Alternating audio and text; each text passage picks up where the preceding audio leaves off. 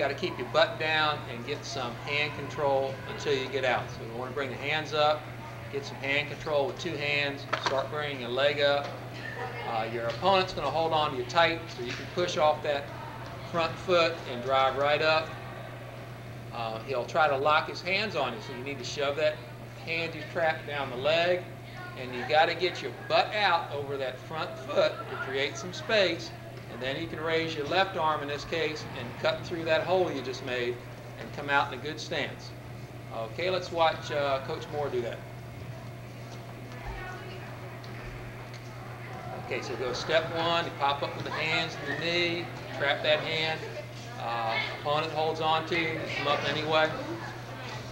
Get the right foot out in front, trap the hand, get the butt out, raise the hand, and cut through. And you got 1 point. You back up on your feet where you can go for takedowns. Okay, Aaron on top's got a 2-on-1, which is great control.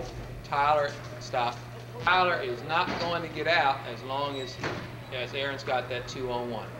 Now, we want to attack this one hand at a time. Stop. Okay, so what Tyler needs to do here, he needs to take his free hand and grab the 4 knuckles on the hand closest to him and squeeze those knuckles together, pull it off, and hold on to it. He should hold that close to his own chest where he can actually hold it.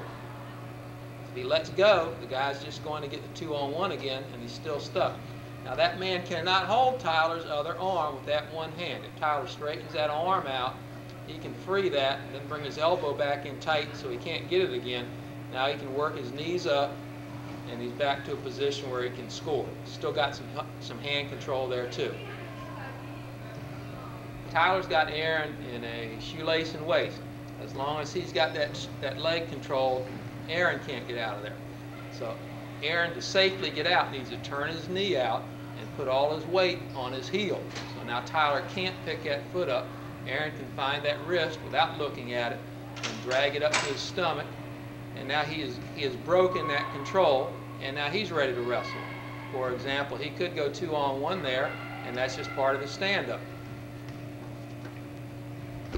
Okay, the most common pinning combination in junior high or high school is going to be the half Nelson. So you have to be able to stop the half Nelson. Dakota on top started a half Nelson here. So Gavin has to look away from the half. So he started turning away. To enforce that, he can turn his hand away, turn his foot away, turn his hip away, and now Dakota cannot turn him with that half Nelson. Now he's still in the half Nelson though, so he can reach up with his near hand, pull the fingers off, and then sit through or sit back into his opponent, and now he's back where he can wrestle again.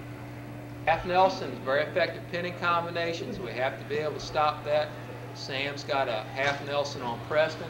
If Preston feels himself being turned, he needs to get his feet close to his butt, head on the mat, and bridge through. He preferred just to not get stopped on your back. If you do get stopped, you have to do basically the same thing. Sam's got Preston on his back. You need to keep a shoulder up. You've got your head you can bridge with. Preston presently has 1 foot in close to his butt, now 2. Then he can bridge his butt up high, turn hard away. Usually away is better. And then to bridge through. You might lose a couple points there, but you're still in the match. Wrist control, top and bottom. This is very important. Right now, Preston's got a 2-on-1 on Gavin. Preston's got wrist control, and Gavin can't get away. Preston, where's your head? Okay, Preston's got a 2-on-1 on Gavin, so Gavin can't get out and score at all in this position. So if Gavin can break that off and get some wrist control. Okay, now Preston's still on top. He's still got some control, but Gavin's got wrist control now. So Preston is now a one-arm man on offense, and he's not going to turn Gavin over onto his back. And Gavin's still got some moves here, like he could try a stand-up from right there by getting some wrist control and coming out. Okay, we're going to show a breakdown and a pinning combination from referee's position. Preston goes from the referee's position to shoelace and waist control. He's got the outside shoelace and his left hand's on the waist. He needs to pick that shoelace up, get up on his toes, and chop the near arm down, Now he's got Dakota on his stomach. He can release the foot, put his hand on the head, make him eat some mat, and get a half Nelson with his left hand. He's got a power half in this case. Now if he moves toward the shoulder, he can start to turn him with both hands. Once he starts to turn, he can catch that knee, try to throw him over. Dakota's still not on his back. Preston can come straight up the backbone with that right arm and then get his belly down and adjust with that deep half Nelson and put him on his back.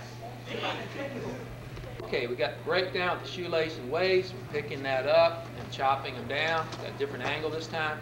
Let's go to a power half. Make him eat some mat. Come out to the side and get under that shoulder. As he starts to turn, don't get greedy. Go after that knee, throw it over. Come up the backbone. Get that half Nelson deep, elbow deep on the head, and then turn him. And once you butt down, head up, let the referee see the shoulders. Two techniques to show you out of the cross-face drive position. Coach Moore on top will switch to the shoelace on the inside shoelace in the waist. Now he's got the guy's left foot, his hands on the waist. There's no weight on him, so he's going to get up on his toes and get a cross face. He's across the face, he's got the far shoulder. Now if the man does not defend this position, you can just pick up the foot and drive him across, and then come up the backbone with a cross face and the crotch. Notice how Coach Moore has put some extra pressure on by levering that head over against the shoulder to go for the pin. Same thing the other direction. We got the shoelace and waist, cross face position. There's no defense, so you pick up the foot and drive them. Put that foot on the mat, come up the crotch, and then switch to the cross face and go to the pin, chest on chest in good position here. To move off the cross face drive is the cradle. You know, we really like these cradles here at D.H. Conley. We go to the same shoelace and waist position on the inside shoelace, go to the cross face position.